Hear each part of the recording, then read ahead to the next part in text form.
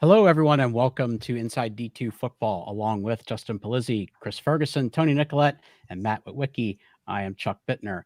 Week one was a busy couple of days with a large schedule spread across Thursday night and all day Saturday. We have a ton of results to catch you up on, headlined by a thriller of a top 25 matchup in the NSIC. We had a top 25 upset in an RMAC and LSC showdown. We also have a lot of other results to go through because we had a handful of teams make their case for joining the D2Football.com top 25. So we'll look at some of those results as well. And of course, towards the back end of the show, we'll look at the games to watch in week two, make our picks in the Super 7, and then do the viewer questions and answers towards the final segment of the show.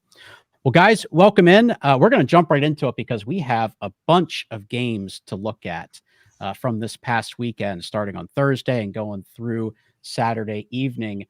Whit, I think without a doubt, the biggest game of the weekend was in your neck of the woods. We had a huge top 25 showdown with Bemidji State playing at Minnesota State. Everything we wanted out of a top 25 matchup, everything we wanted out of this game. I know you watched the whole thing. I watched quite a bit of it too. Tell us about it. Yeah, and Chuck, we were kind of coming into this one thinking, maybe Bemidji, they didn't play real well in their first game. Mankato looked outstanding on their win down at Northwest, and maybe the overreaction was this game's going to be somewhere in the middle between all of that. So let's go ahead, take a look at a contest with two teams in our top 25, and we're going to go ahead and take a look. Tony Anger gets off to a big start for Mankato right away, kind of their heavy duty back. And then as we go ahead and take a look at Bemidji trying to kind of punch back here, go ahead and all of a sudden, Bubba Peters, 3 scores. He's going to be kind of their new downfield guy, but as Bemidji goes for the extra point, this one gets blocked and ends up being kind of costly. The Mavs going ahead and operating here, and you can see Trayshawn Watson also caught 3 scores. So we're going back and forth in a great contest here. You can see, Sam McGath, who's the guy who's replacing Brandon Alt from a year ago, he had a pretty good game, both on the ground and throwing. Another blocked extra point, and all of a sudden we come down to the end. The Beavers are up 1, and the Mavs trying to kick the game-winning field goal, and Matthew Jager goes ahead and puts in plenty of leg on this one, and it goes just inside the upright, and the Mavs win, and the home fans kind of go crazy, Chuck. And they were loving what was happening there. And let's go ahead and kind of take a look at how things finished on up. As I mentioned before, Bemidji ends up running.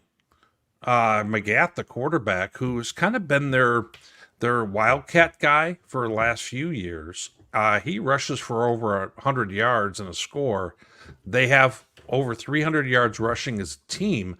If you would have told me that coming in, Chuck, I got to be real frank. I think I would have taken Bemidji to come out on the right side of this. But this game was a little bit more high scoring than I was expecting. And Chuck, in watching the beginning of this, there was a big feeling out process where it looked like the first team that was going to score was going to win all of a sudden. And then this thing just kind of took off a little bit. Hayden Eckern, once again, solid for the Mavs, was able to hit some big plays. But a really physical football game, heavy-duty game here, and Mankato comes out on top.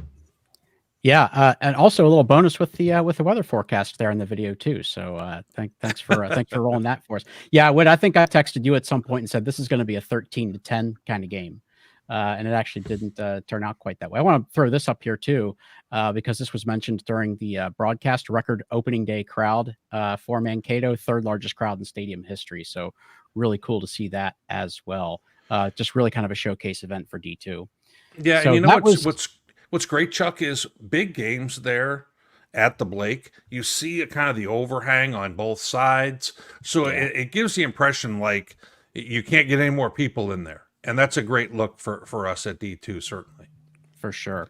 Well, we had this game was a phenomenal one around the same time. The next one we're going to talk about was also going on. So yeah, let's go ahead and take a look at UTPB going into CSU Pueblo, and they start off the game. UTPB A little bit of flea flicker action here, and Jeremiah Cooley catches it, and he's wide open for the first score, and we're off to the races in what we thought would be a first to 50.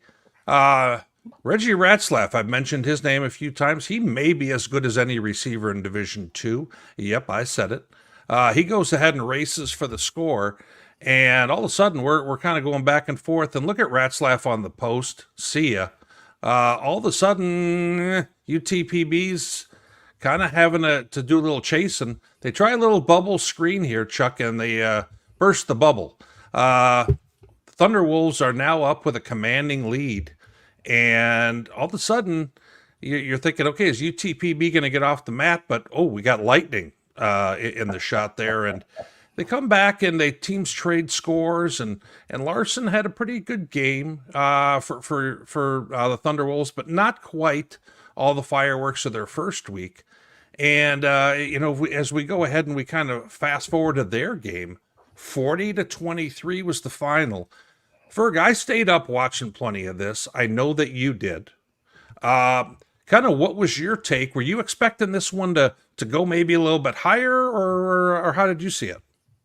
Well, I was expecting UTPB to score a little bit more. And I think when I first caught wind of this game and I looked at the score and it was like 20-9, and then it turned into 29-9, I was like, Right. oh man, like what's going on? Because like UTPB is getting sort of boat raced here.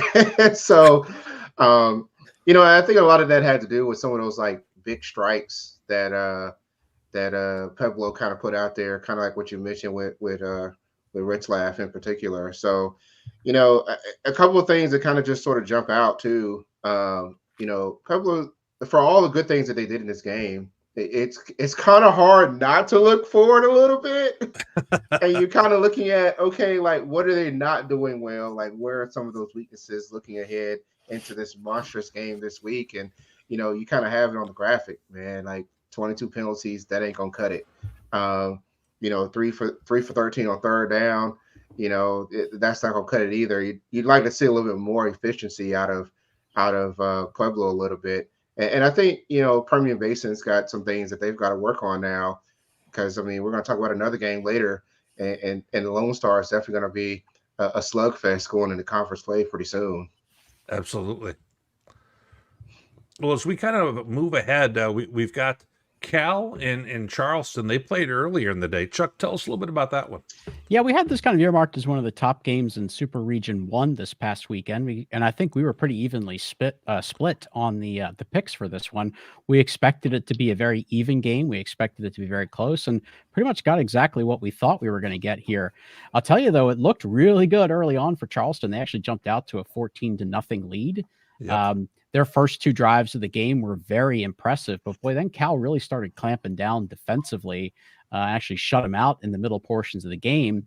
Cal actually rallied for 19 unanswered to take the lead going into the fourth quarter. Really felt like the Vulcans had all the momentum there. But Charleston, when they really needed a big play, Elite 100 running back Siobhan Wright was the go-to guy. He had all three of their touchdowns yesterday, guys. Charleston's offense really struggled throughout most of this game, but they had three really good drives, made the most of those. And when they needed a big play to reclaim the lead, Siobhan Wright busted off a 68-yard touchdown run in the fourth quarter to give them the lead. And they actually added a field goal a little bit later on to give themselves a little bit of distance there. So this is a really good win for Charleston, guys, because I don't think the MEC is going to be particularly deep. Probably not going to get a ton of respect this year. Charleston's one of those teams we expect to be in contention for the playoffs when November comes around. Having this win on their resume is going to be a very big deal for them if they are in playoff position at that point. So really great win for the Eagles. Well, our next game up features Angelo State and Emporia State. And Gunnar Gundy, had my first chance to watch him under center for Emporia State. And it was a little bit of good, a little bit of bad. He runs around a fair amount, tries to make plays with his feet. And they were stifled quite a bit by the Angelo D for a good portion of this football game. And Angelo was making passing look difficult. They were 13 of 43 in that effort. but they were able to go ahead and run the quarterback fairly well, which kind of kept this one close enough. Angelo was not able to find the end zone in 4 trips where they were close, and that ended up kind of costing them in the end. And in a game that was really not a modern art masterpiece for those watching the contest, but Emporia State went ahead and kind of scratched their second win for Gundy. And Angelo State at the same time ends up being in a pretty bad spot. A very strong defensive team, but one that is a bit offensively challenged. So I'll be interested to see how they are the rest of the way, in conference play, because they certainly have tested themselves going on the road in those first 2 contests. For sure. Before you move on from that, let me just ask you real quick, because we had a few people kind of buzz the tower a little bit last week saying Emporia should be in the top 25. I certainly think that they're a team that's very much under consideration. What do you think after these first 2 weeks? Are they playing like a top 25? Or are they looking like a top 25? Well, I think, Chuck, we're at a point where I gave a look at my top 25 when I, submitting it this morning.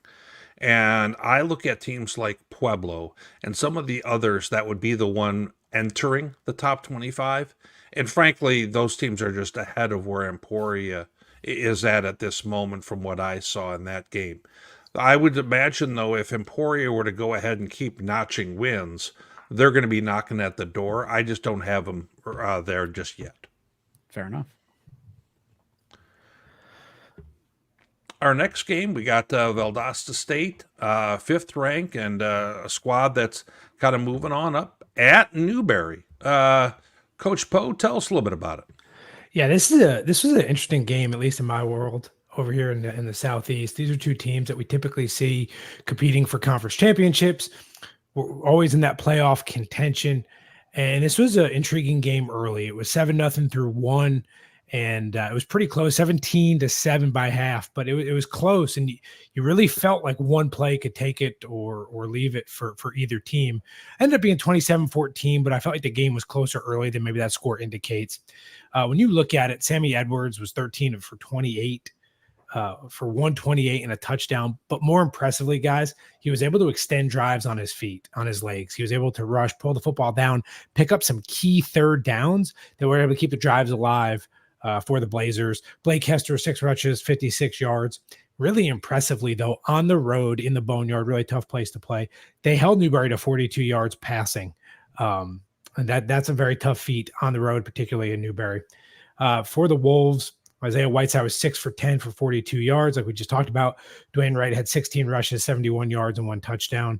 And then Luke Taylor led the way with 8 tackles and 1 tackle for loss for Newberry. But again, a very tough game, I felt like, early between 2 top SAC and Gulf South schools. You know what, Poe? When Chuck had told me, because Chuck was kind of had an eye on this game, and I was watching I was watching the Emporia game at the time, actually.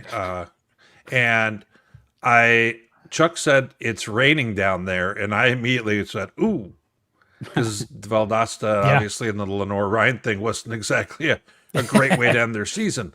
And it sounds like they were just able to kind of work their way through that and do just enough to get the win then, huh?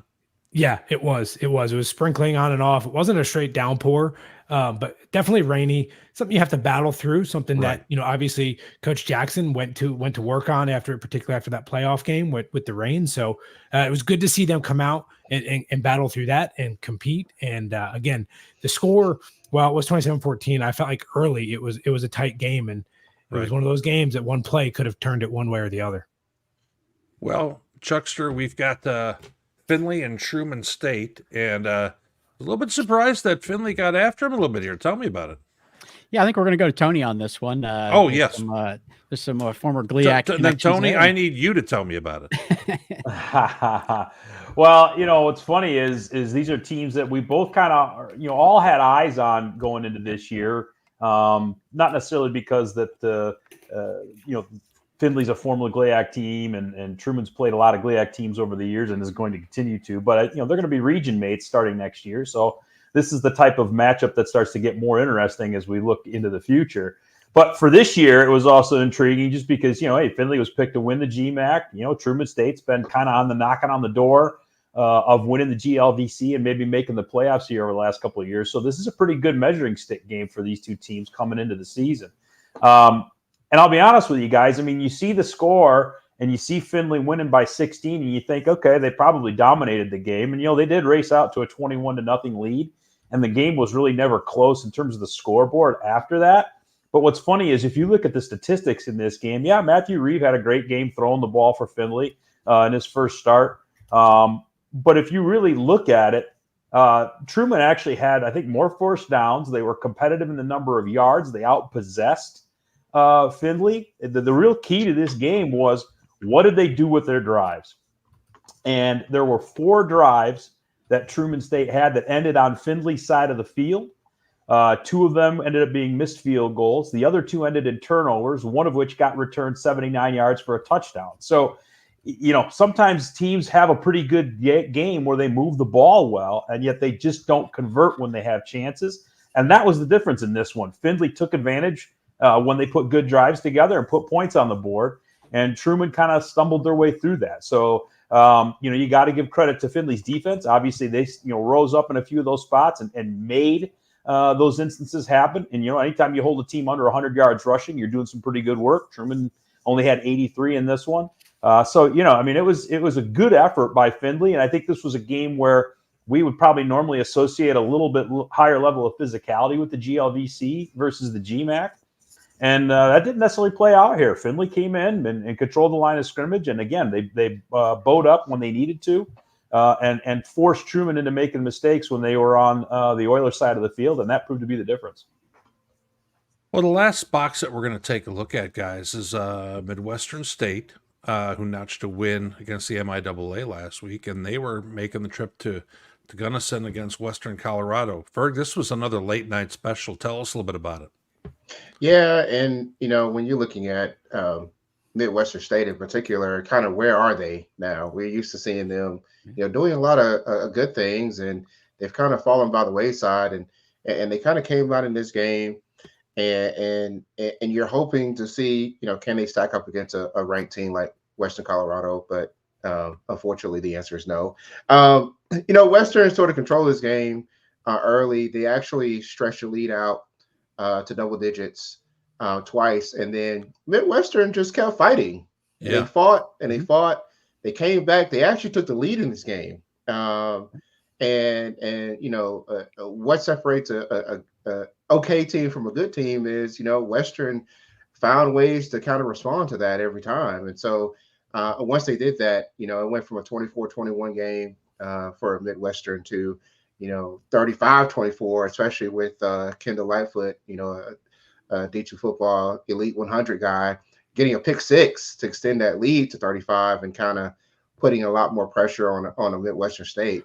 The nice thing about Midwestern in particular, man, it's nice to see them getting back into that pass game.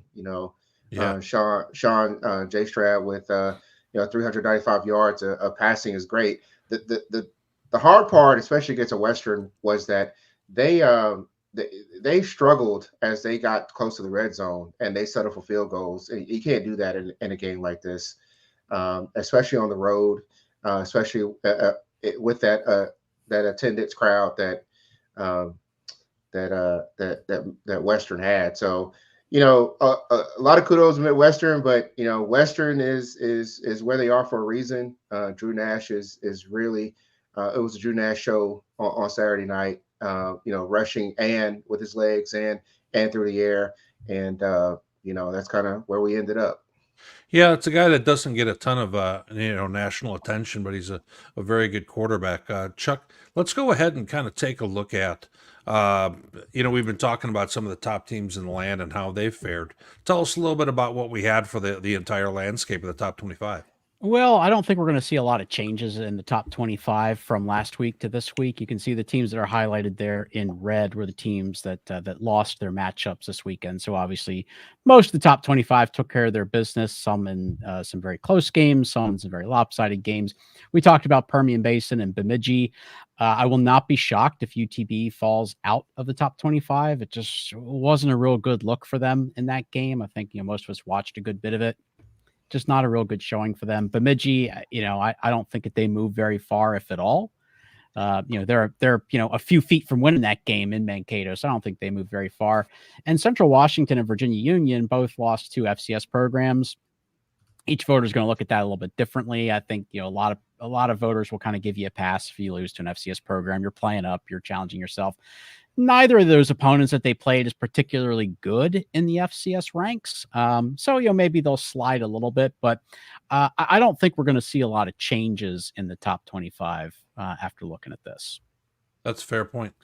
I just want to throw out real quick. So Virginia Union, the game turned on them when their starting quarterback went out. I mean, that really hurt. That hurt their momentum big time. Yeah, and they had a shot in that game. I know that was close, and they've beaten Hampton recently before as well. So we know that can be an even one. So, Whit, as I look at this, I know we've called this a bingo card, but it also kind of looks a little bit like a menu card. That's making me kind of hungry. Do you have any suggestions for me for kind of a late Sunday night snack? Chuck with a seamless segue into the boss pizza. You know what? All of our followers, especially those in the Midwest, Bosses is still looking for someone to be a franchisee in Omaha, Springfield, Missouri, or Mankato, Minnesota. Mankato folks, you're getting a lot of love. I'm just saying, might want to help us out here. And for those who couldn't, kind of figure out exactly what entree they wanted to get, don't forget this is kind of a big deal here. The breakfast pizza that we have, we've also got the brownie bites, which are pretty much good even when you just wake up. You can have some, and then for all of us who really enjoy a dessert pizza, I mean, you talk about a way to finish. Moving away from food for a moment. Is the breakfast pizza available all the time, or do you have to be there before 10:30 like at McDonald's? Okay. Well, you know what? Boss is getting a little more airtime. Going to bring it on back. I'm being genuine. I've got a running thing going on with the guy who owns the company. He said, you know what? We have breakfast pizza. I said, okay. Well, can we come over and get it? On the weekend. And he's like, well, yeah. And I said, okay, we'll be over at like 10 a.m. And he said, well, we actually only have it during regular business hours. And I said, well, kind of got a little problem with that. And I have a little bit of a live protest in regards to the hour for the breakfast pizza. I don't know if I'm going to win this one or not, Tony, but it's an ongoing battle, and it's a thing. You never made breakfast or dinner, Whit? You know what? I kind of segment things off a little bit sometimes. Oh, okay. A little bit particular. All right. Our kids love having pancakes for dinner, so who knows? Yeah. All the time. They love breakfast. All right. Well, speaking of segments, Whit, we're gonna try a little bit of a new segment this week and see if we can keep this going a little bit forward. We're gonna do just a little bit of a roundtable here. One of the things we wanted to do was among the 5 panelists, just pick a couple topics that you want to bring to the show and do these real quick. We're not going to go deep on these. We're not going to overanalyze. Just things that we want to mention because we want everybody here to be able to talk about things they want to talk about. But also we want to spread the love around a little bit and maybe have some opportunities to talk about programs we don't get to talk about a whole lot. So K-Ferg's up first. What's your first topic you want to talk about here, Ferg? Well, first of all, it was a really crazy day in the CIAA from like 1 o'clock all the way to the wee hours of the night. And this game was actually towards the end of the day.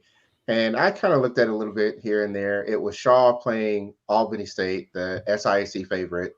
And like Shaw is one of those teams that they've been either inconsistent or they have had injuries, and they're starting the year at full strength, and we get to see kind of like how good they can be.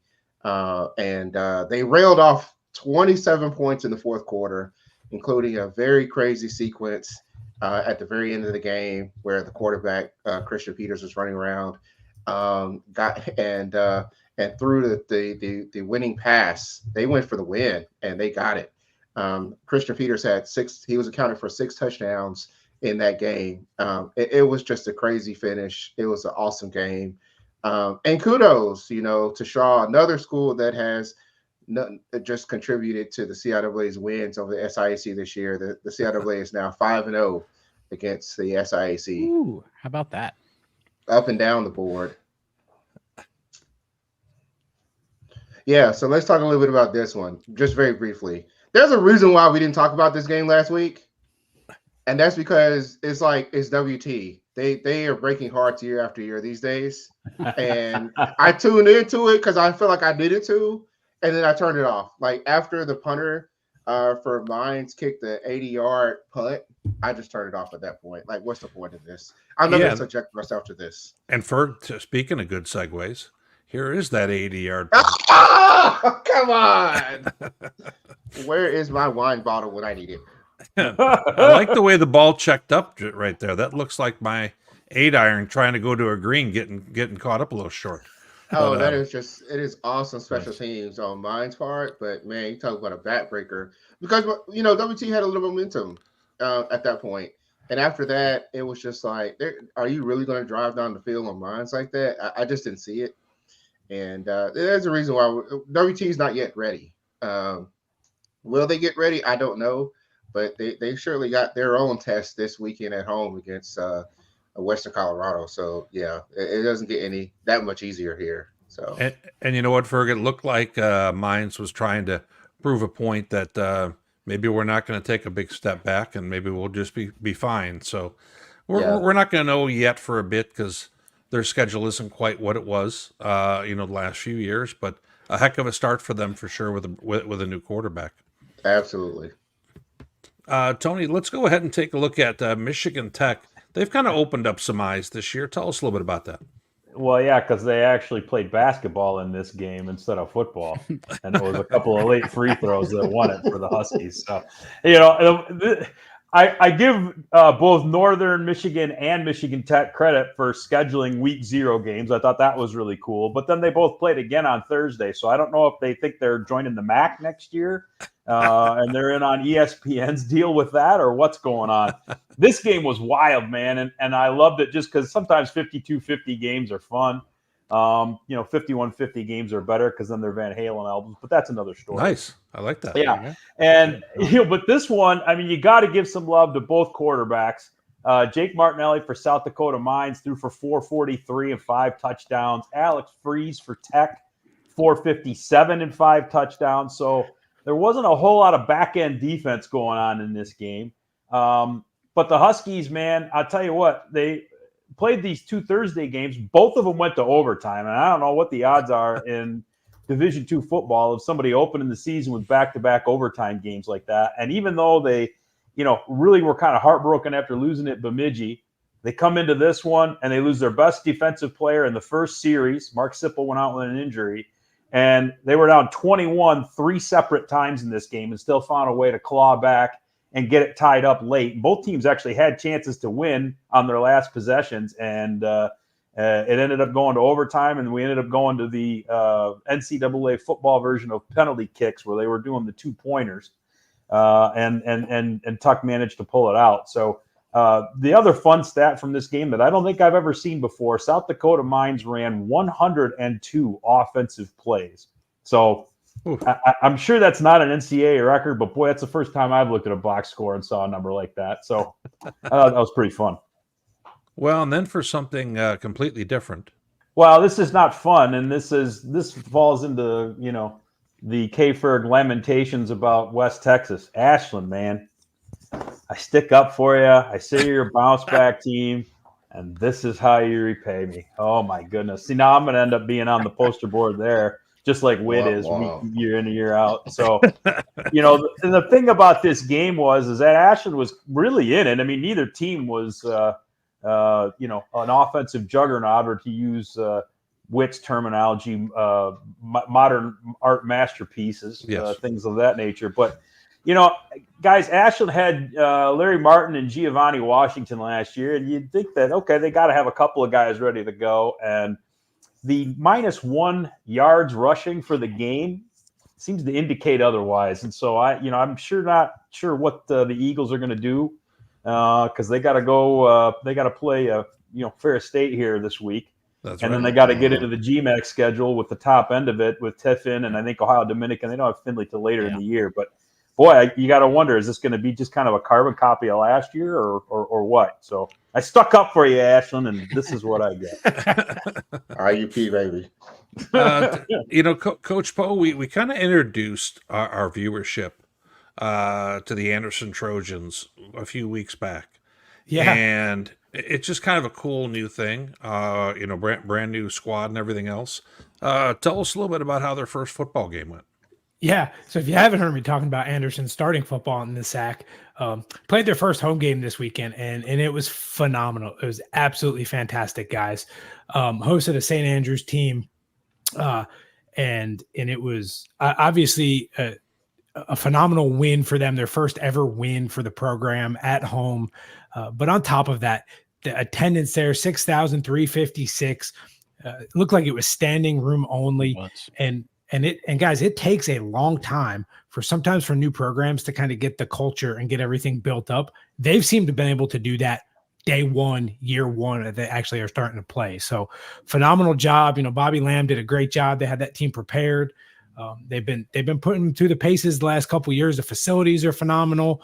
I think they're somebody we're going to be talking about a lot here as time goes in the South Atlantic Conference and in Super Region 2, guys. But just absolutely phenomenal win. Great atmosphere, standing room only. I can't say enough about it. I can't wait to see what they do going forward.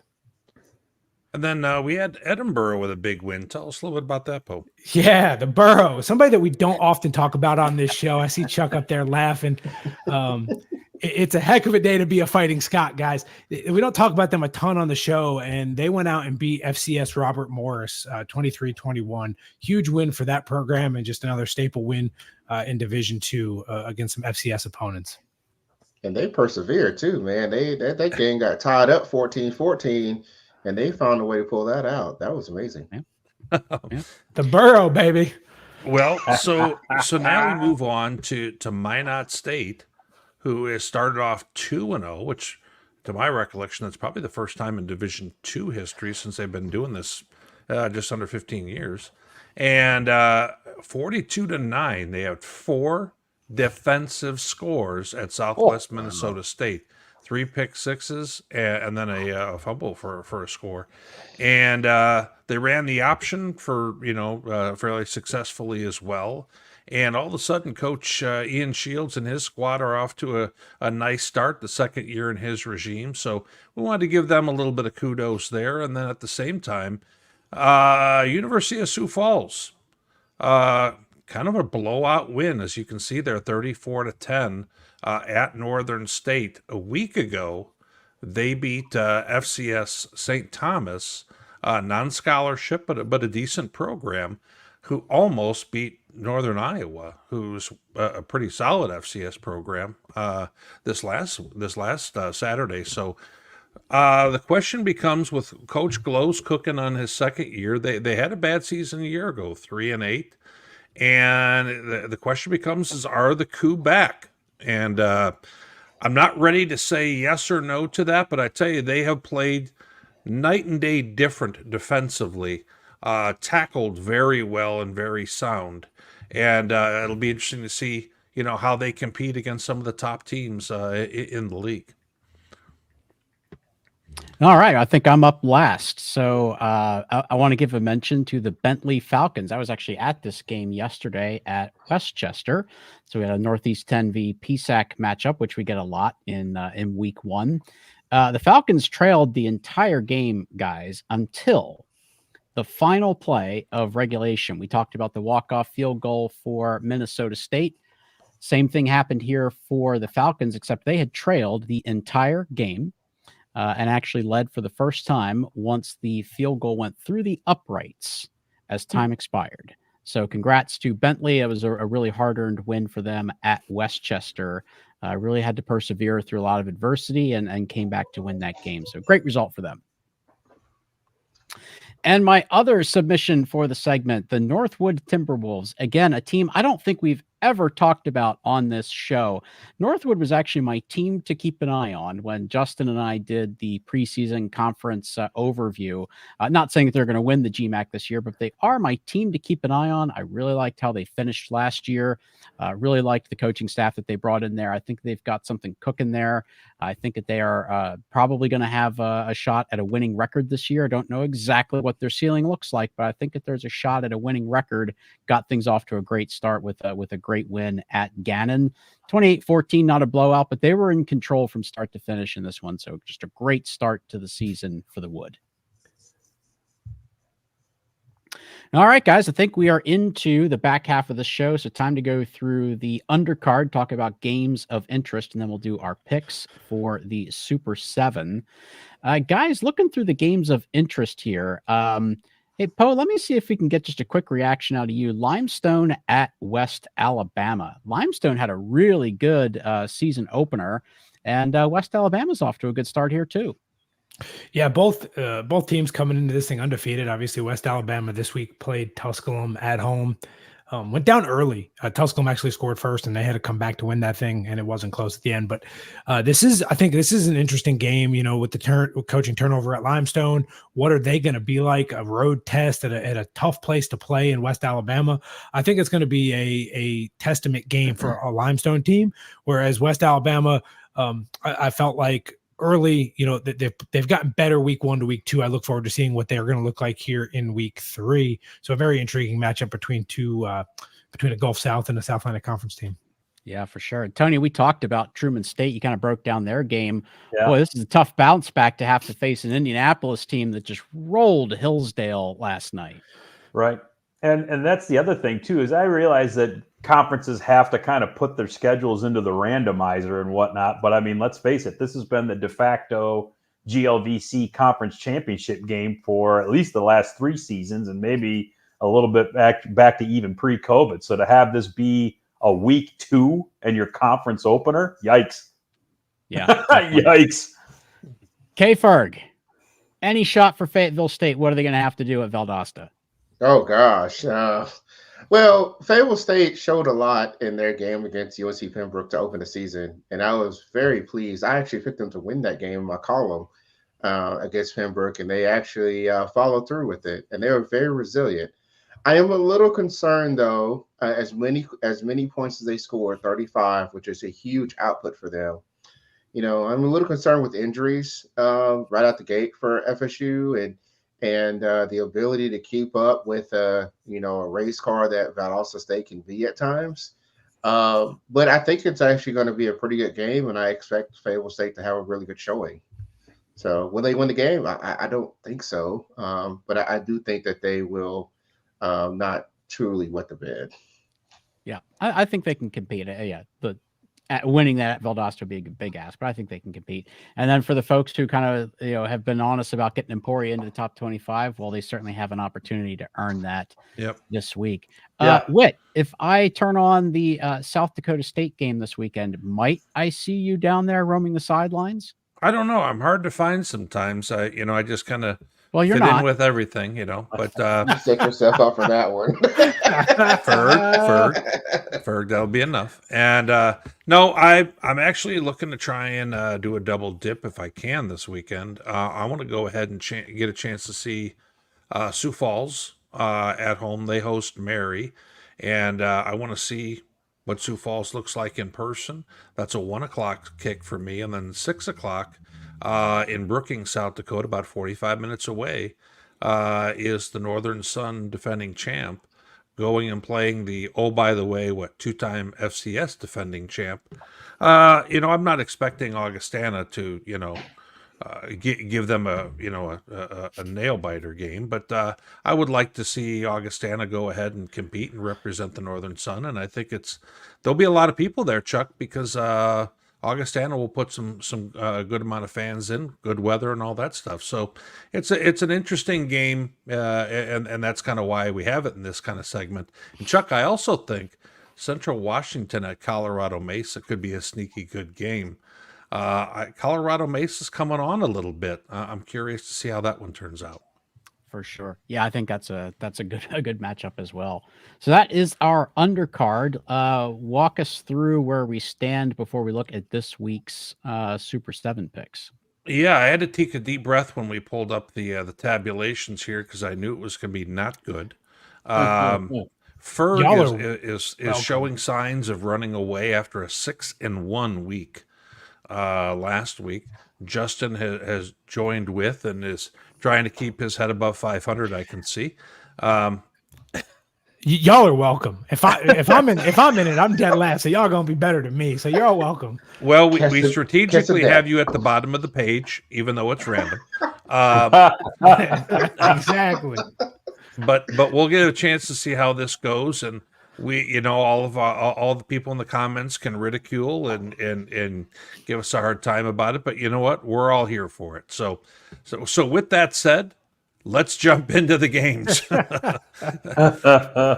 Chuck, we got Slippery Rock and Shepherd. Chuck, in recent years, this one would have been probably one of our top games on the sheet. Does Shepherd have enough? They won the other day. Does Shepherd have enough to win against the Slippery Rock squad, who's a borderline top 10? I think this game comes a tad too early in the season for Shepherd. I think Shepherd still has a chance to be a very good team this year. But there's still a few things that they have to work out. They're still kind of working on a few areas of the depth chart, kind of figure out the identity a little bit. Shutout win against Southern Connecticut. You take that on the road anytime against any team. I think they would like to have been a little bit more explosive offensively. It's a big part of what they do. So I think if they matched up with the Rock maybe a few weeks down the road, I would give them a pretty good chance. I mean, obviously in Shepherd, always a tough place to play. It actually is one of the toughest places in Super Region 1 to go as a visitor.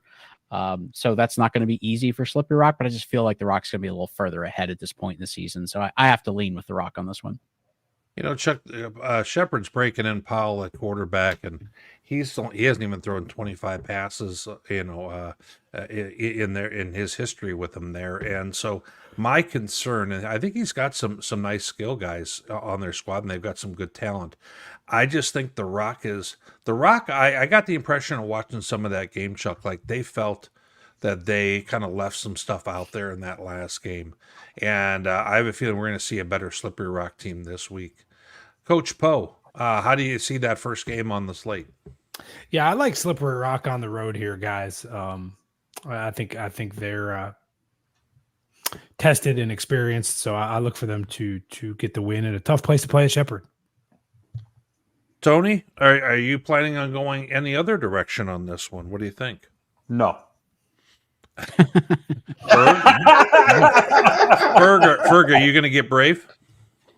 No, this is not where I want to gamble a little bit here. And I looked at kind of what Shepherd did, and they seemed a bit too one-dimensional for my liking.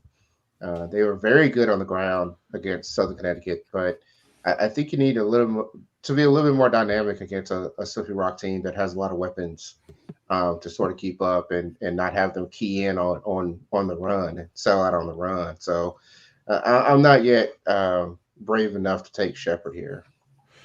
Tony, we're going to start with you on the next one here, a little bit more in your neck of the woods. We've got Ashland going to Ferris State. What do you got? Don't bail on it now.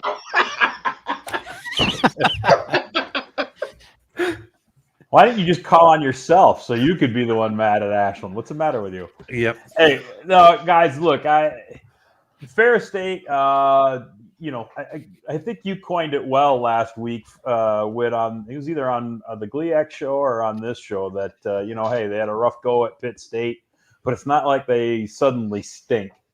Yeah. And they bore that out yesterday. They scored, I think, 35 in the first quarter against Lake Erie. And, I get that it's Lake Erie, but still, you got to go out and do it. And they sure did it. They looked fast. They looked dynamic, and they executed a lot better.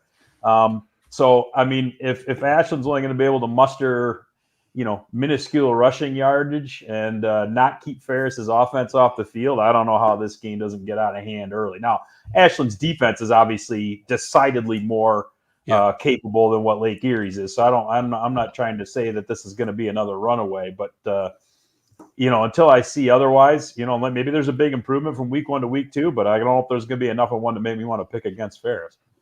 Ashland last year, from what I recall, they actually had Ferris in a spot there about middle of the game. Yeah, Chuck, do you think they can do that again this year or not? No, I don't think so. I mean, IUP is good defensively. They always have been, but Ferris is more talented than IUP is. And I just don't see how Ashland gets the offense going or is anywhere near enough to really be a threat in this. So, no, I'm going to go Ferris. Gotcha. Ferg, how about yourself? I just want to note for the fact that Tony has now abandoned Ashland altogether. Like, oh, man. And then I looked at the score this past weekend, and I'm like, man, what did Lake Erie do to make Ferris that mad? Like 49-3 at halftime. Yeah. Like, They showed up after they got beat. That's what they did. Yeah. Right. But again, I am not brave enough to take Ashland in this game. I'm sorry. I'll stand by that. Ferris still is Ferris, and they have a lot of options, and I got to go with the Bulldogs here. Coach Poe, you have a chance to do something different. Sometimes you have to get to go ahead and really change your outcome here. Is this your game where you're going to get brave on? Absolutely not, Whit. Okay, Absolutely fair enough. not. I didn't take the bait, but I want to hit on something Tony said. He made a good point. Most growth in teams come from week 1 to week 2, and that is the case. And I think Ashland will be better. I don't think they're better enough or going to be good enough to beat Ferris State. Ferris State got punched in the mouth week 1. They came back this week. They showed it, and it's just going to continue this week. So Ferris State over Ashland. Yeah, I expect Ashland to be very motivated to show better than what they just did. Carson Gulker for Ferris State went down with an injury in that ball game. It looked like it could be something fairly serious. So let's hope that that's not the case and we see him again. This season. But Ferris State's just, I think, got too much speed and athleticism in this contest. I'm also going with Ferris State. Fort Hays at Northwest Missouri State. Nothing to see here. Chuck, we're going to let you go ahead and tee that on up and be the guy to kind of introduce this topic that we've kind of stayed away from for most of the show. Oh boy, the Northwest Missouri fans, boy, if you're up on the roof, I understand why. It's just a tough start to the season. I mean, it's just not what we expect, Mankato going in there and really kind of running them off the field, which honestly, let's just be honest, that's what happened. I don't care what the score was. Mankato just ran them off the field. You think you come back, you go to Kearney, who's obviously a credible opponent, but we expect Northwest Missouri to just have more talent than them and be able to execute enough to win that game, and they couldn't do it. So now you kind of start looking at the schedule and like, where are the wins going to come if you're Northwest Missouri? Well, maybe this is one where they could surprise some people. I don't think Fort Hays is a super explosive offense. They're very good on defense. Maybe this is a spot where Northwest can rally together, rally just enough offense and keep it low scoring that possibly they could do it. I could see it happening, but I just don't have the confidence right now. So Whit, I got to go Fort Hays here. Berg, what direction are you going on this one? Fort Hays. Sure you don't want to reconsider? No. Not after what we just saw against Kearney. No. This is an odd dilemma. We're not used to talking like this about the Bearcats. No. Coach Poe, talk some sense into this group. Yeah, you made a point where at some point you got to start picking against the grain if you want to claw yourself back into this, and that this is going to be one of those games. I'm going to take Northwest Missouri in this one. I think that's what I'm talking about. Don't listen to that, Paul. So, and here's why, guys. Look, at some point, right? Like you go out and you lose to Minnesota State. It is what it is. You come out this week, you lay an egg. For all intents and purposes, lay an egg against Nebraska Kearney.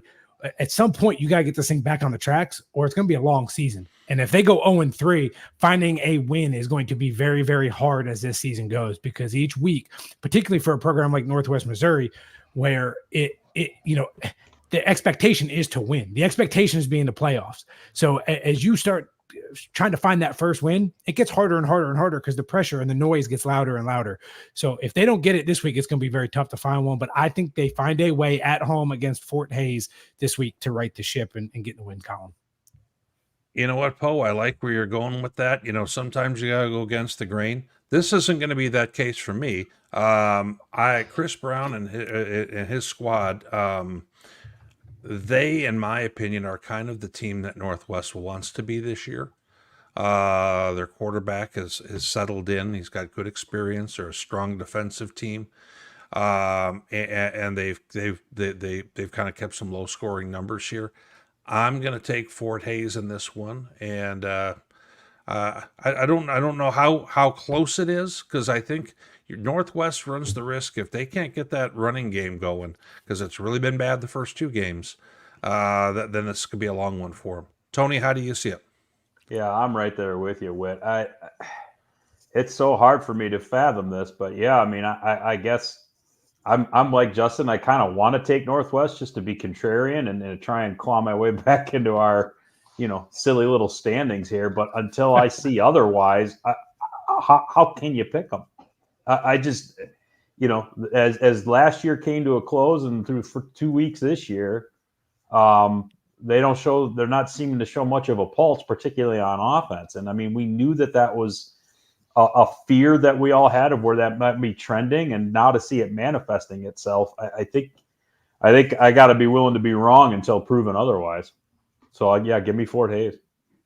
Fair enough. Delta State at Wingate. I like this game a lot. I like this kind of scheduling. Coach Poe, this is down in your part of the world. Well, yeah, compared to where I live.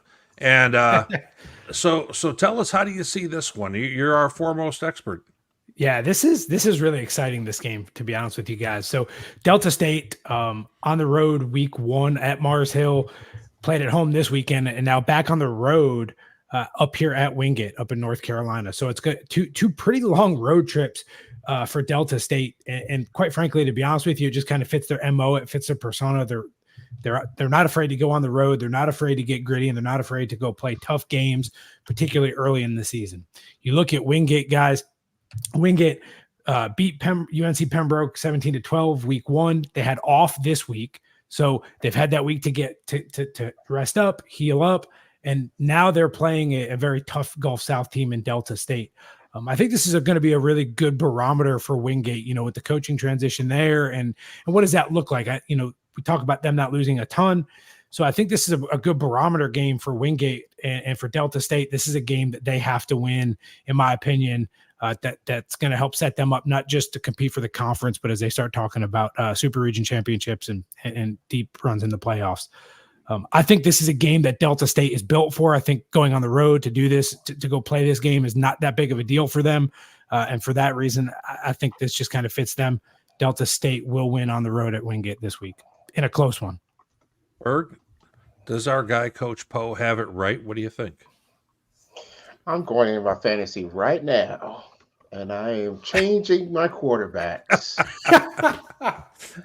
to add Delta State's quarterback right now. I mean, now listen. I was kind of concerned about Delta this week against Missouri S&T. They're kind of going back and forth, trading scores, and then they just said, you know what, let's stop playing with our food, and they just put it on them in the way that we expect Delta to do. And, Wingate, it's going to be a really nice test for their defense. But I think that Delta is going to be up for the task, and I'm going to go with the Okra. Fair enough. Tony, are you going with Delta as well, or do you think Wingate's able to win this one at home? Yeah, I think for me, we really thought Mars Hill was going to be a bigger test for Delta in the first week, and that really didn't prove to be the case. And you almost wonder if they didn't come out flying a little bit, and to Ferg's point, maybe played with their food a little bit last week. I just don't see that happening here. I just think that they're going to start to get in a rhythm here, and Wingate's going to be a tough opponent. I don't think this is going to be a pushover game. And if Wingate finds a way to rise up with that defense that they usually have and make this hard on Delta State, I'm not going to be surprised, but I still think Delta's going to be too physical in the middle, particularly on defense, for 4 quarters. So I'll take Delta in this one. Chuck, you have a chance to have Wingate all to yourself by the looks of it. How are you seeing this one? No, I mean, you guys know I ran around the SAC for a long time, and I love the Wingate program, but saw too many occurrences of their offense just not being there in big games against really good teams. And we know that their defense is quality, and they'll keep them in it for a while.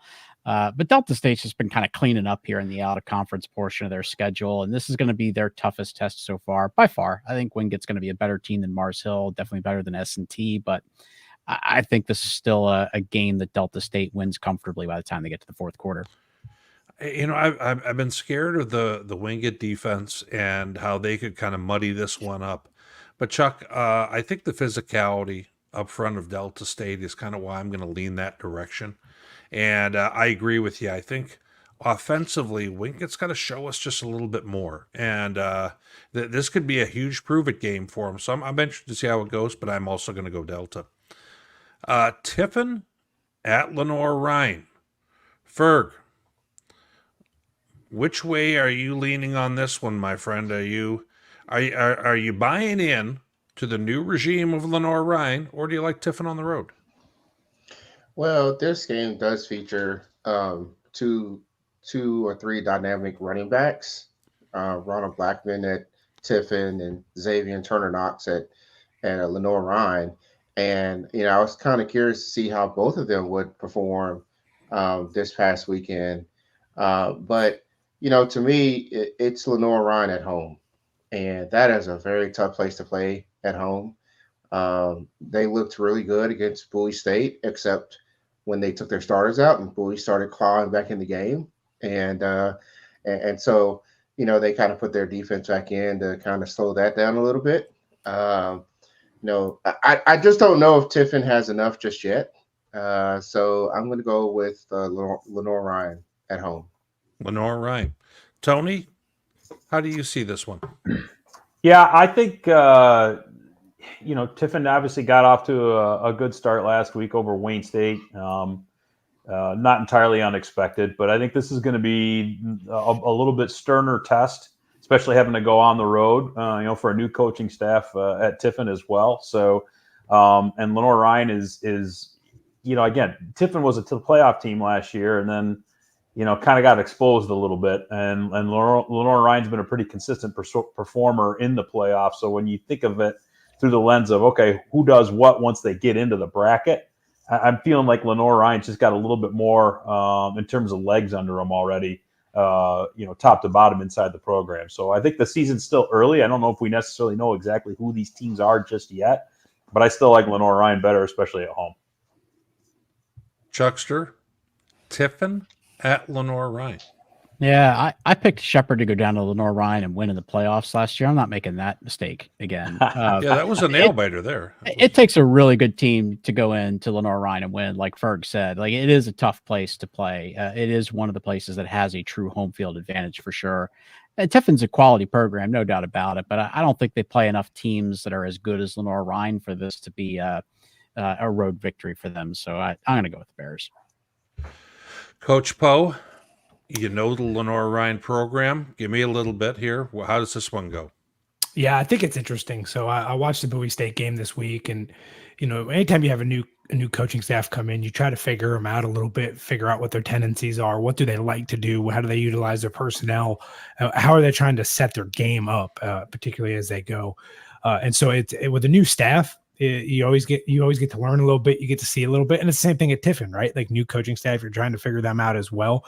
But to me, the equalizer is, I think, knowing who is still at Lenore-Rhine, those starters that are there, and the coaching staff. I definitely think that's a step, a plus for Lenore-Rhine. But the biggest thing is playing at home. If you've ever been between the bricks in Hickory, it is something different. It is something special. And I've coached down there, and it is not an easy place to coach. The crowd gets into it. They're on top of you. It is loud. It is rowdy. You have to walk through the fans to get down to the stadium because you've got to go down the stairs through the bricks. So it's a really, really tough place to play for an opposing team. So I think that home field advantage is really helps Lenore Ryan, particularly when they're playing well and they're doing well. So I think the Bears at home this week are just going to be a little too much for Tiffin. Well, Tiffin in week 1, they had Wayne State of Michigan, and I was surprised that they kind of took care of business in a way that gave me some confidence. I'm going to take the Tiffin University Dragons on the road in this one. I realize I'm going out, on a limb here. I'm not quite convinced Lenore Ryan is the team that, that they were a year ago. We'll see. I'm going to take Tiffin on the road on that one. Now, the next game that we have, I might have not inadvertently skipped over a Northern Sun game that I really wasn't wanting to pick. So let's go back to it. Apparently, Minnesota State up on our board again. They've kind of had a tough schedule the first 3 weeks of the season. Northwest Missouri State, then you host Bemidji State. Now you're going to Wayne State. So Minnesota State at Wayne State. Tony, how do you see this one? I think this is going to be my spot. I think Minnesota State is probably the better team, the more talented team. I think they might be the more physical team, but I'm kind of leaning on what you just said too. I mean, they had to make what they was perceived to be a tough road trip to start the season in Northwest. Even though we found out maybe they weren't what we normally expect of them, I'm sure that game was still physical. And then they won an extremely emotional game over a good opponent in Bemidji. And I just think Wayne State's kind of handled their business here to start the season, and they're lying in wait at home. So I'm gonna take Wayne in this one. Last week, Tony, you took Cal, and the week before you had Mars Hill. I think you just Mars Hill Wayne State. But Chuck, who do you got in this one? I don't agree with that. I think Wayne State has a much better chance against Minnesota State than Mars Hill did against Delta State, for sure. I agree with Tony's assessment 100%. This is a tough spot for Minnesota State. Yeah, it's very possible that Wayne State is going to be ranked when we finish up the poll for this coming week. That would make 3 straight ranked opponents to open the season. Now, obviously, we know Northwest is not really a top 25, but they were ranked at the time. Yep. This is a really, really tough spot for the Mavs. However, I think they're up for it. It was a tough slugfest with Bemidji. That game kind of changed trajectory a couple of times, played out differently in different phases of the game, and they saw it through and they won. And I think that was a big moment for that Mavs team. There's no doubt Wayne State has their full attention. They're going to know it's a quality team. That's not really a trap game because I think they know what to expect. I think they know the fight that they're in for, and I think the Mavs are going to be ready for it. So I like them on the road. Coach Poe, which direction are you going here? Yeah, I think this one's a good game. I get it. When you look at this, to me, I think there's a couple of difference makers that separate this. I think Minnesota State's going to win, and here's why. You go on the road week 1 to Northwest Missouri State. At the time, they're ranked, but it's a tough road trip early in the season. You have an opportunity to bring your team together, to go on the road and kind of get a cohesive unit together. That leads you into last week playing a top 25 Bemidji State team that it took a little bit of grit to win. And you talk about a road trip that galvanizes you. You talk about a tough home game that against a top 25 team. You go on the road this week at Wayne State. Those 2 weeks have helped prepare you for what you're going on the road to play at a tough Wayne State team. And I think you said, Chuck, like they're right there on the cusp of that top 25. I think if you want to be the best, you have to you have to be the best, and you have to beat teams that are good. And Minnesota State, I think, is going to be up for the challenge this week. Ferg, are you still in Hoffner We Trust? In Hoffner We Trust. Thank you. Berg, making it easy on me. Now I would say this: Wayne State, Bert, they got me. Okay, they got me last week. Okay, that was my. They got you by a lot, actually. But they got me by a lot last week, so I will give them their respect. I got burned with the Dragons. Yes, in Hoffner We Trust. Well, hopefully I don't get burned with the Dragons this week myself on the last game. But, Minnesota State Mankato the last 2 weeks has played very, very well. And grit's a great word, as Poe mentioned, for what they needed to win that last game. And, with the way they're going right now, they've shown some signs of that vintage Mankato squad. And this is where I swerve and say I took Wayne State and Bemidji State at the beginning of the year to be the two top teams in the Northern Sun. Wayne State has not done anything to make me think otherwise in two, kind of blowout wins. I think this is a real tough spot for Mankato, considering that this is their third tough game in a row like this. I think Wayne State is going to take this one. Last game on the slate, Grand Valley State at Colorado State Pueblo. Great. I'm assuming this is our nightcap, and it's going to be a great one. Chuck, how do you see this one? Well, I think it has the potential to be a really good game. I think it also has the potential to possibly be one-sided. But hey, you got to go on the road to the Thunder Bowl. It's first road trip of the year for Grand Valley. It's not going to be easy. If the Thunderwolves can get the passing offense going with Devin Larson, who is a great offseason pickup for them, by the way, at quarterback, they can get the passing game going. I think they've got a really good chance. That defense is not Central State's defense. I don't think Grand Valley is going to have three guys rush for 100 yards this week. They're going to have to earn it. It's going to be a tough one, but I do think Grand Valley is going to be the better team here. You look at some of the sloppy play last week, and it was a good win for the Thunderwolves against Permian Basin, but it was also a pretty sloppy game. They're going to have to play a lot cleaner to win this one, but I think Grand Valley wins this on the road. Ferg, obviously an improved CSU, Pueblo defense. You could see that in the way that they were able to, kind of limit what we saw from the Falcons. Is this defense improved enough to win a game like this? No. It's Grand Valley. I mean, yes, Pueblo played them tough last year. There was a lot of ups and downs in that game. They sort of clawed their way back into that. I like their chances a little bit better at home. They've sort of retooled. I think they've gotten better in some aspects, but when you're almost at 200 yards of penalties, man, that's a lot. That's a lot of shooting yourselves in the foot, and Grand Valley's gonna make you pay if you do that.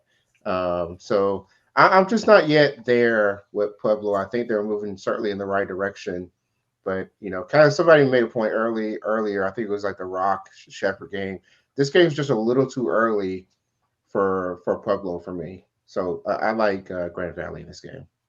Tony, you got a chance to see Grand Valley get taken to the limit by Pueblo last year.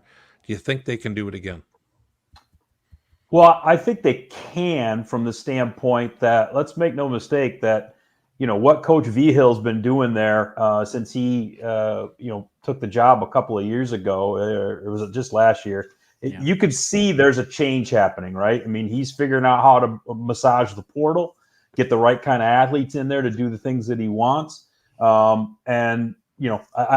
think this is a team that we're going to have to be keeping an eye on, especially as the season progresses.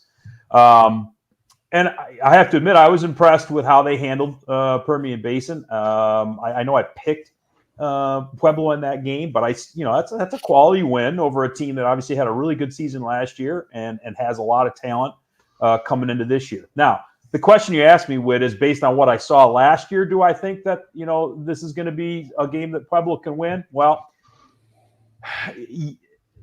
last year they had two return touchdowns, one I think on a blocked field goal, and another on an interception.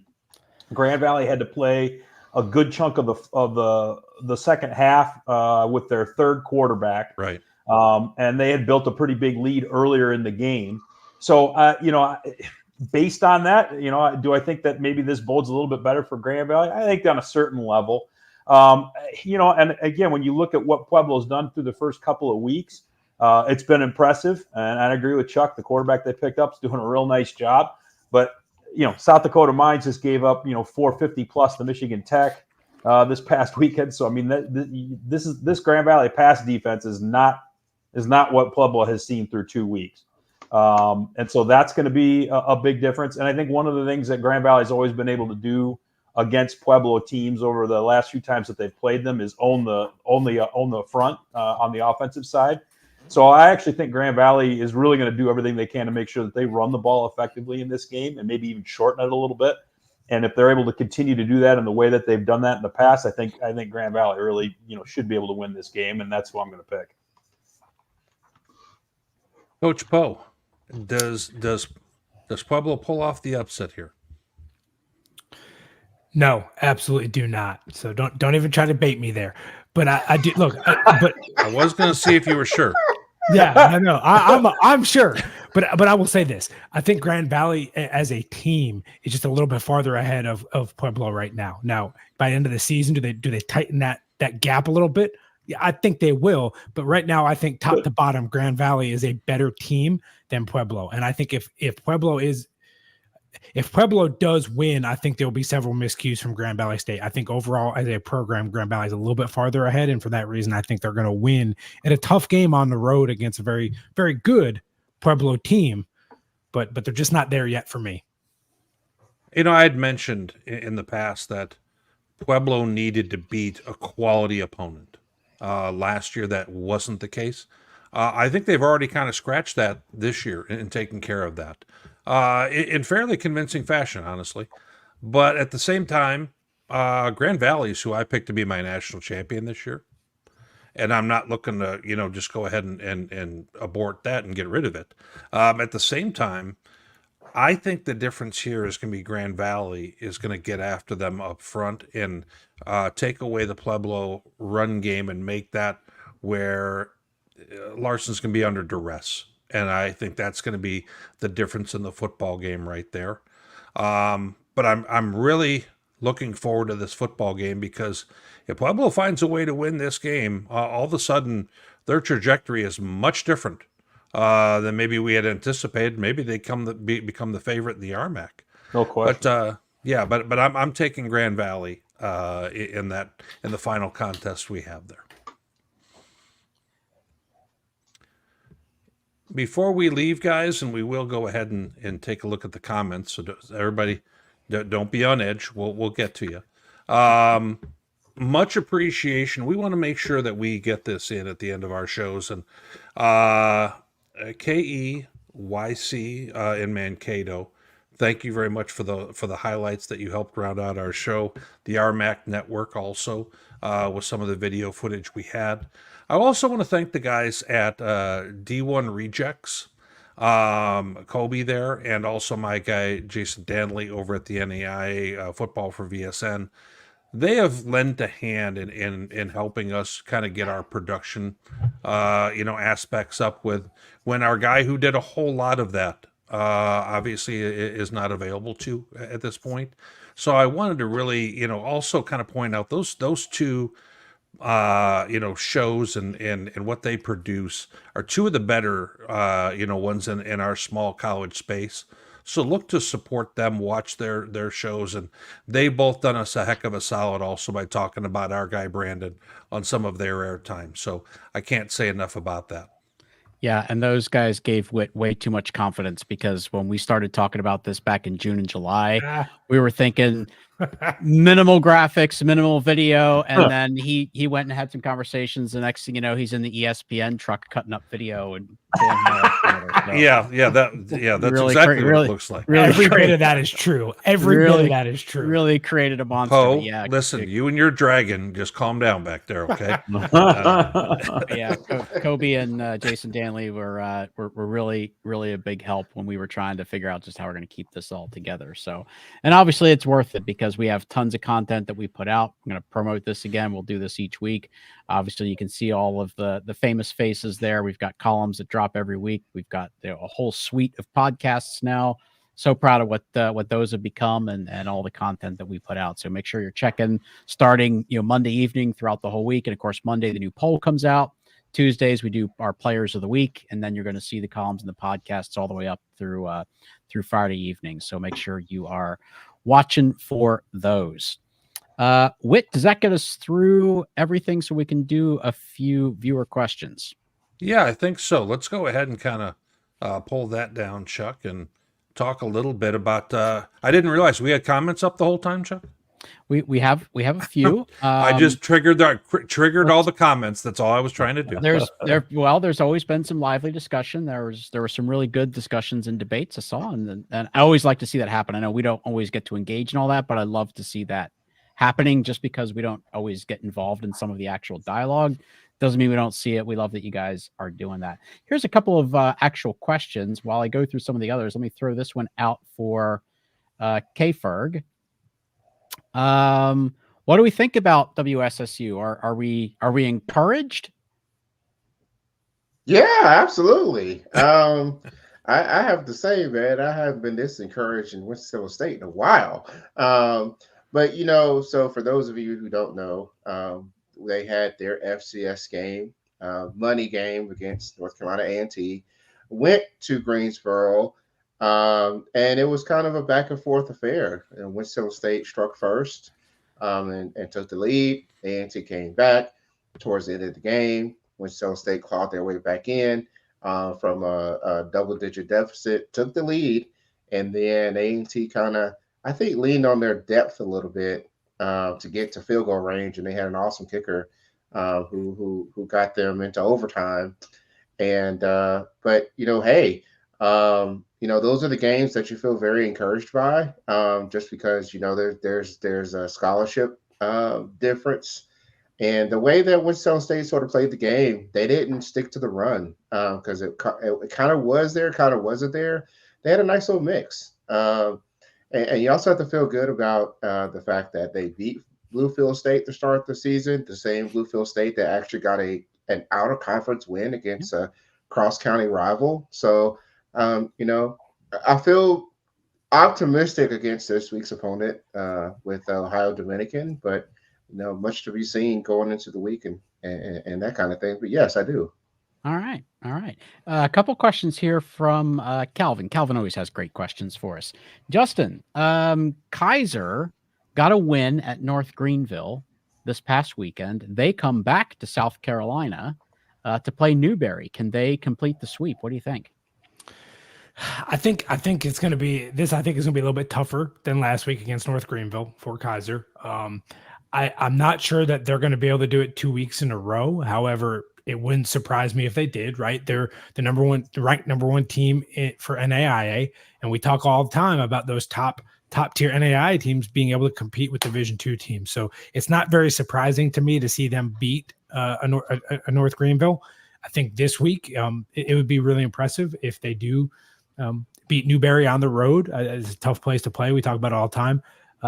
I think Newberry will probably be a little bit too much for him, but again, it wouldn't surprise me if we're here next Sunday and we're talking about Kaiser beating Newberry. Yeah, for sure. I agree. Shout out to Edinburgh for their win over FCS Robert Morris. We talked about that. Poe is an Edinburgh expert, so he talked us through all of that. Here's another one for K-Ferg, also from Calvin. Which team is a bigger threat in their conference, Shaw in the CIAA or Clark Atlanta in the SIAC? I'd still probably say Clark Atlanta at this point. So don't be fooled by the game against Allen. Allen had Keenan Bullware, the former head coach at Winston State, who was now the defensive coordinator. That is his natural spot. He is really good as a defensive coordinator, and he really put together a very good game plan to keep Allen in that game on defense. Shaw's got to show me more consistency. Like, they certainly have an opportunity to do that coming up in their next game, and if they can pull that off and become 3-0, then yeah, I would say so. But man, they've always been kind of brittle and subject to injuries, and it all kind of goes downhill from there. So I would lean more towards Clark Atlanta, but if Shaw stays healthy, they're a pretty legit threat to cause some ruckus in the conference. All right. A couple other quick ones, and then we will sign off for the night. I did want to bring this up. RMAC Insider, who follows a lot of stuff we do, Blake Dowd is amazing. This was actually in reference to the punt, the 80-yard punt. I don't know if we mentioned Blake's name, so I did want to bring it up on the screen, make That's sure a fair we point. mention that. He is phenomenal as a punter. So I want to make sure that we mentioned his name and got that out there for him. Our buddy John threw this out there just for everyone's awareness. 16 minutes and 13 seconds into the season, Zach Zabrowski, of course, our defending Harlan Hill Trophy winner, 335 yards, 5 touchdowns. Of course, they're playing Northeastern State, I believe. So not totally unexpected, but no matter who you're playing, that's a pretty darn good start to the season for sure. Our buddy James. So obviously Harding, CMU, Pitt State, and GVSU are the top 4 teams in the country. Yes, they are the top 4 teams in our poll. So I guess that's where you got that from. Whit, did the experts, keeping in mind that you are an expert, did the experts underestimate Sioux Falls? I would say so far they have. I did not have them winning at St. Thomas in week 1. I did have them winning last week, or this last week against Northern State, and I'll have them beating Mary this coming week. It'll be more interesting to see how they do against what I'm going to call the top 5 in the Northern Sun. That's going to be Bemidji, Wayne, Mankato, Augie, and Duluth. So, and they, from my recollection, play all 5 of them.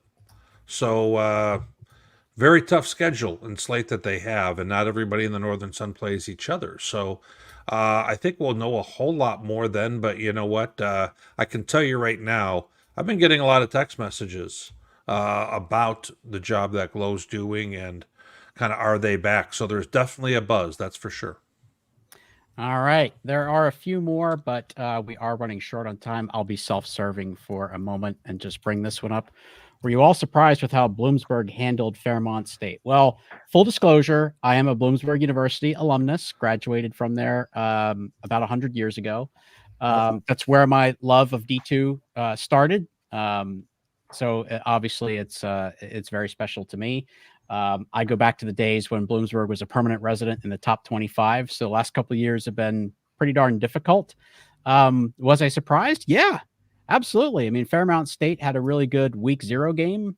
So I was very concerned about that. I mean, I knew that, they were very close last year when they played. So, they whipped them 35-7. They left points on the table. So it actually was a very one-sided game. And, it was a great day to be up at Redmond Stadium for the Husky faithful for sure. So yeah, I was a bit surprised by that. And it was a great day. So thank you for asking that question. I didn't prompt it, but since it's there, I brought it up. So I appreciate it.